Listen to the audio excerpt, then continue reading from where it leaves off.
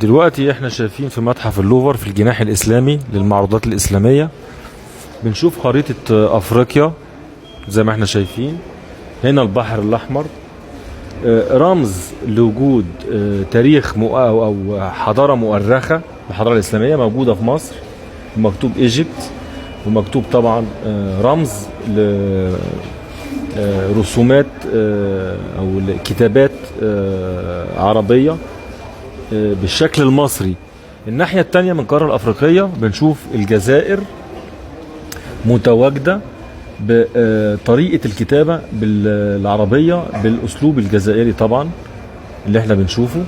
فمصر في الشرق والجزائر في الغرب، ولا شيء بعد الجزائر ولا شيء بين مصر والجزائر.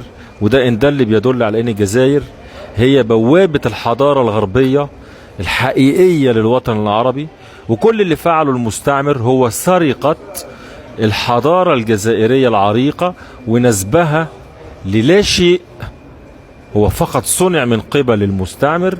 النهاردة بنشوف ان المكافح الرئيسي لبوابة امن الوطن العربي الغربية هي الجزائر، اعتراف اصيل وحقيقي لانتساب الحضارة الاسلامية الحقيقية لصاحبها الحقيقي هي الدولة الجزائرية والشعب الجزائري، لا من نسبت اليه من قبل المستعمر اللي هو اساسا لا شيء.